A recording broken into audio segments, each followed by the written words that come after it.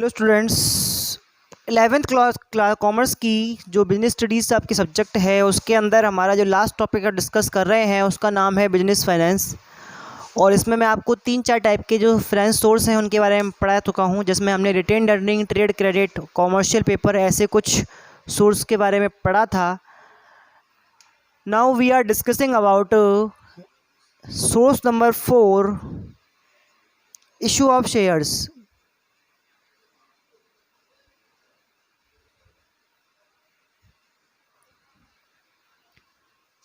Issue of shares अपने आप में फाइनेंस रेज करने का एक बहुत ही बढ़िया ऑप्शन है जो केवल और केवल कंपनी फॉर्मेट में होता है। ध्यान रखना है हमको। इस फाइनेंस सोर्स को और कोई भी टाइप का बिजनेस ओनरशिप यूज नहीं कर सकता। सोल ट्रेड से लेके पार्टनरशिप में ले लो, चाहे एचयूएफ में ले लो, चाहे हम बात करें कोऑपरेटिव सोसाइटी के बारे में, इन सभी में शेयर्स नहीं होते हैं। तो शेयर्स नहीं होने के कारण वहाँ पर आप शेयर्स के थ्रू पैसा नहीं ले सकते। यहाँ पर हम जो बात कर रहे हैं वो कर रहे हैं कंपनी के बारे में। जो जॉइंट स्टॉक कंपनी होती है वो अपनी स्टॉक को, यानी कि अपनी कंपनी के अंदर जो कैपिटल होती है उसको शेयर्स में डिवाइड करती है। Now we are discussing what do you mean by share. Share is a part of capital। बहुत सिंपल डेफिनेशन है कि जो कंपनी की टोटल कैपिटल होती है, जो ऑथराइज कैपिटल होती है, उस कैपिटल का एक छोटा पार्ट क्या होता है, शेयर होता है। जैसे मान लो एक कंपनी है जिसकी जो ऑथराइज कैपिटल है वो कितनी है, 1 लाख रुपये है। अभी यहाँ पे क्या होगा कि अगर मान लो कंपनी सोचती है कि मुझे इस पूरी कैपिटल के 100 रुपये वाले पार्ट करने हैं, तो total part, number of part कितने जाएंगे, 1000 पार्ट में डिवाइड हो जाएगी। और 100 रुपये का हर एक पार्ट क्या कहलाएगा, आपका शेयर कहलाएगा। ठीक है।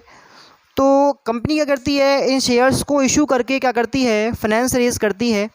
लोगों में शेयर बेचे जाते हैं और तब जाके क्या होता है, कंपनी को कैपिटल मिलता है, पैसा मिलता है। ठीक है। तो अगर हम शेयर्स के टाइप्स की बात करें तो यहाँ पर 2 तरह के शेयर होते हैं। एक तो होते हैं इक्विटी शेयर्स और एक होते हैं प्रेफरेंस शेयर्स। प्रेफरेंस शेयर्स के बारे में हम बाद में बात करेंगे। आज हम डिस्कस कर रहे हैं फ़िलहाल इक्विटी शेयर्स के बारे में। इक्विटी शेयर्स को सिंपल शेयर्स भी बोलते हैं। मैं आपको बता दूं, जो ऑर्गेनाइजेशन कंपनी एक्ट 2013 या उससे पहले के किसी कंपनी एक्ट से रजिस्टर्ड हो चुका है, उस हर ऑर्गेनाइजेशन में, हर कंपनी में ये वाले शेयर होना कैसा है, कंपलसरी है। कैसा है, कंपलसरी। और इस तरह के जो शेयर्स होते हैं उनको सिंपल शेयर इसलिए बोलते हैं क्योंकि इनको इशू करना कैसा है, कंपलसरी होता है। अगर हम इक्विटी शेयर्स की बात करें तो इक्विटी शेयर्स जो होते हैं इनमें जो कैपिटल मिलेगा किसको, कंपनी को, जो इनको इशू करने के बाद इनके होल्डर्स से जो कैपिटल मिलेगा वो मिलता है हमेशा कब तक के लिए, लाइफ टाइम के लिए। इसलिए शेयर्स इशू करने के जो सोर्स होते हैं इनको हम लॉन्ग टर्म सोर्स के अंदर काउंट करते हैं। यानी कि जो इक्विटी शेयर्स से कंपनी पैसा लेती है वो पैसा केवल और केवल कंपनी अपने लिक्विडेशन के टाइम पर ही क्या करेगी, वापस करेगी। अच्छा, उसको वापस करने का भी कोई बाउंडेशन नहीं है। अगर लिक्विडेशन के टाइम पर टोटल असेट्स से जो रिकवरी है वो पूरी नहीं हो पाती है, या जो आपकी लायबिलिटीज़ हैं उनको पेमेंट करने में ही वो सारी असेट्स खर्च हो जाती हैं, तो शेयर होल्डर्स को उनका पैसा वापस लौटाना, इसके ऊपर कोई बर्डन, कोई लायबिलिटी क्रिएट नहीं करता। तो आप समझ पा रहे हैं ये कितना अच्छा है, किसके लिए, कंपनी फॉर्मेट के लिए। इसलिए इसको हम क्या कह रहे हैं, सिंपल शेयर्स कह रहे हैं। अच्छा, इसमें क्या होता है, एक तो जो इसका कैपिटल है वो आपको लाइफ टाइम के लिए मिलेगा, यानी कि ये पैसा आप तब तक इस्तेमाल में लोगे जब तक कंपनी का लिक्विडेशन नहीं होता। ठीक है। दूसरा, जो डिविडेंड होगा, डिविडेंड उस डिविडेंड में इनको केवल और केवल वो डिविडेंड ही मिलेगा जो प्रेफरेंस शेयर होल्डर्स को बांट देने के बाद जो शेष बचा होता है उसी में से इनको क्या मिलेगा, हिस्सा दिया जाएगा। मैंने अभी यहाँ पे डिस्कस किए थे दो तरह के शेयर्स के बारे में, जिसमें एक इक्विटी शेयर्स था, एक प्रेफरेंस शेयर्स था। प्रेफरेंस मतलब प्रायोरिटी, यानी कि सबसे पहले जिनको मिलेगा वो कौन है, प्रेफरेंस शेयर होल्डर्स है। ठीक है, अगर मान लो कंपनी को लाभ होता है, प्रॉफिट होता है, तो कंपनी उस प्रॉफिट को नंबर ऑफ शेयर्स के अकॉर्डिंग डिवाइड करेगी और उस एक पार्ट को हम क्या कहेंगे, डिविडेंड। तो वो जो डिविडेंड है वो सबसे पहले कहाँ बांटा जाएगा, सबसे पहले बांटेंगे हम प्रेफरेंस शेयर्स होल्डर को। और अगर उनको बांट देने के बाद कुछ बच जाता है तो फिर किनको मिलेगा, इक्विटी शेयर होल्डर्स को मिलेगा। तो इनको डिविडेंड मिलने में भी क्या नहीं होती, प्रायोरिटी नहीं मिलती। इसीलिए इनको रेजिड्यूअल ऑनर बोलते हैं। कैसा ऑनर बोलते हैं, रेजिड्यूअल ऑनर। इसका मतलब होता है अपशिष्ट स्वामी। अपशिष्ट स्वामी, कचरा स्वामी, यानी कि सब कुछ बचा कुचा ही मिलने वाला है इनको। सबसे पहले डिविडेंड में से बात कर रहे हैं हम कि डिविडेंड कैसे मिलेगा, तो डिविडेंड मिलेगा प्रेफरेंस शेयर्स होल्डर को डिवाइड करने के बाद। और अगर हम बात करें लिक्विडेशन की, कि कंपनी का जब लिक्विडेशन होता है, लिक्विडेशन का मतलब होता है समापन, कि कंपनी की जो संपत्तियां हैं उन सबको बेच के हम क्या कर रहे हैं, लिक्विड ले रहे हैं, पैसा ले रहे हैं, और फिर उससे हम अपनी सारी लायबिलिटी चुका कर कंपनी को बंद करेंगे।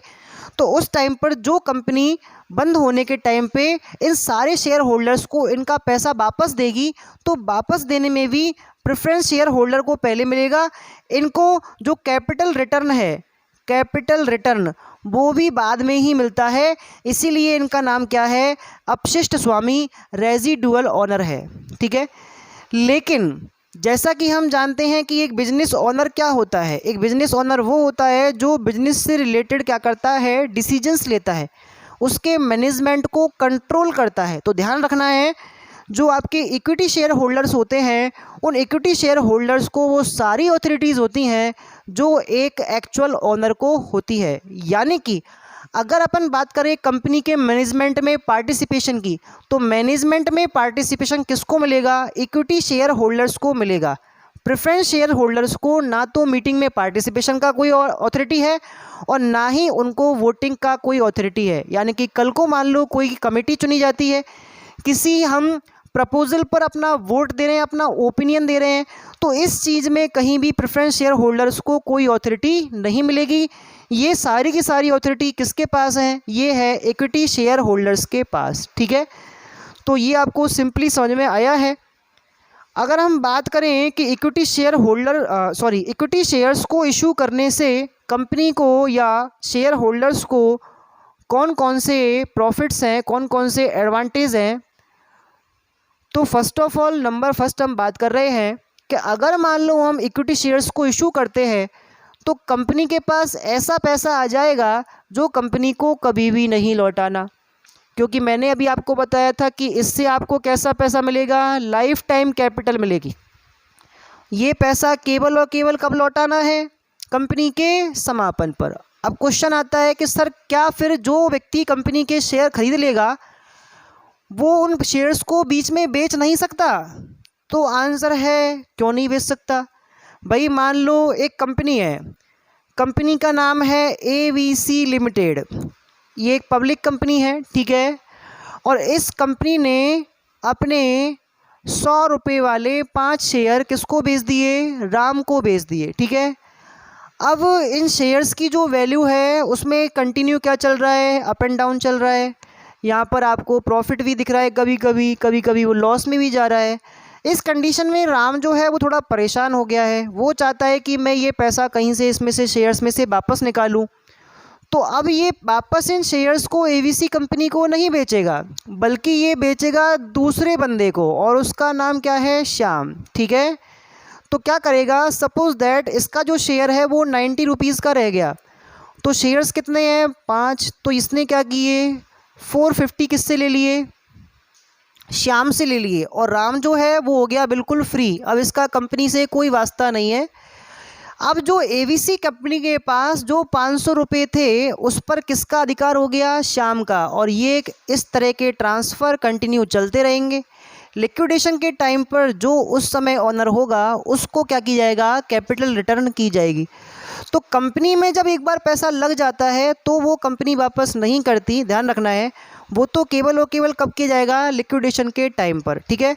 तो सबसे पहला जो बेनिफिट है वो है लाइफ टाइम कैपिटल का, कि आपको लाइफ टाइम के लिए कैपिटल मिल जाएगी। दूसरा, no any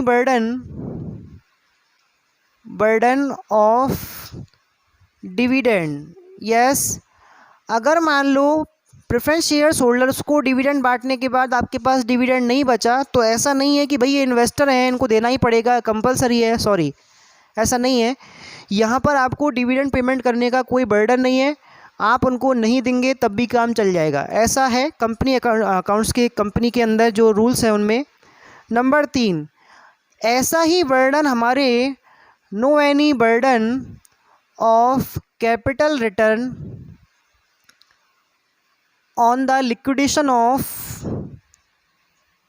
of company. Yes, company के लिक्विडेशन के टाइम पर आपके ऊपर इस तरह का कोई बर्डन नहीं होता कि जैसा प्रेफरेंस शेयर्स को उनका कैपिटल रीपे किया गया है ऐसा ही इनको भी किया जाए। इसका फ़ायदा ये मिलता है, कंपनी की जो लायबिलिटीज़ हैं वो कम रहती हैं। नंबर 4 पे हम डिस्कस कर रहे हैं वोटिंग राइट्स के बारे में। यस, ये भी एक अपने आप में एडवांटेज है कि भाई आप मालिक भी बने और फिर आप डिसीजन भी नहीं ले पा रहे, तो फिर कैसे मालिक हो। लेकिन यहाँ पर जो ये ऑनर हैं, जो मालिक हैं, इनका अपने आप में क्या होता है, मैनेजमेंट में पार्टिसिपेशन होता है। जो एक्चुअल ऑनर, यस, अभी अभी पढ़ा इसको हमने रेजिडुअल ऑनर, अपशिष्ट स्वामी के रूप में, लेकिन ये एक्चुअल ऑनर भी है, क्योंकि एक्चुअल ऑनर ही तो अपने बिजनेस के डिसीजन लेता है, अपने इस बिजनेस को मैनेज करता है, कंट्रोल करता है, और ये सारी की सारी चीज़ें कहाँ होती हैं, आपके इक्विटी शेयर होल्डर्स को मिलती हैं, ठीक है। लेकिन ऐसा नहीं है कि शेयर्स को इशू करने से केवल फ़ायदे ही फ़ायदे होते हैं, कुछ इसकी डीमेरिट्स भी होती हैं जिन पर हम चर्चा करेंगे। देखो, इक्विटी शेयर्स को अगर आप इशू करते हो तो इशू करने से आपके पास जो पैसा है वो लाइफ टाइम के लिए मिल जाता है। तो सबसे पहला जो आपका जो डीमेरिट बनेगा वो बनेगा ओवर कैपिटलाइजेशन का। यस, ये एक प्रॉब्लम है। देखो, कैपिटल स्ट्रक्चर इस तरह का हो जिससे आपके सारे खर्चे मेंटेन होते रहें और आपके जो रिसोर्सेज हैं वो भी ढंग से यूज़ हों। लेकिन यहाँ पर कंपनी को ऐसा पैसा मिल चुका है जो कंपनी को कभी भी रिटर्न नहीं करना, और कोई लायबिलिटी भी नहीं है इस पैसे पर। तो अब यहाँ पे क्या हो रहा है, जो प्रॉब्लम आ रही है वो आ रही है ओवर कैपिटलाइजेशन की। इसमें आप क्या करोगे, जो आपसे कंपटीशन कर रहे हैं छोटे छोटे बिजनेस, उन सबको ऑक्यूपाई कर लोगे, और ऐसा करने से क्या होगा, जो मार्केट में कंपटीशन है, एक हेल्दी कंपटीशन, उसमें प्रॉब्लम आएगी। तो ये सारी चीज़ें कहीं ना कहीं आपके लिए नुकसानदायक है, मार्केट के लिए और कस्टमर के लिए भी, ठीक है। नंबर दूसरा, जो रिटर्न है, कैपिटल रिटर्न प्रायोरिटी, इनको क्या मिलता है, यहाँ लिखेंगे अपन नो कैपिटल रिटर्न प्रायोरिटी। इनको कैपिटल रिटर्न में प्रायोरिटी नहीं मिलती, तो कैपिटल बचेगा तो मिल जाएगा, नहीं बचेगा तो नहीं मिलेगा जब कंपनी ख़त्म होगी। तीसरा है no preference in dividend distribution. Yes, एक प्रॉब्लम और है इनके साथ कि इनको डिविडेंड डिस्ट्रीब्यूशन में क्या नहीं मिलता, पार्टिसिपेशन पहले नहीं मिलता, इनको बाद में मिलेगा। तो ये चीज़ें जो होती हैं, ये इक्विटी शेयर होल्डर्स के कंपैरिजन में कैसी होती हैं, थोड़ी ख़राब होती हैं।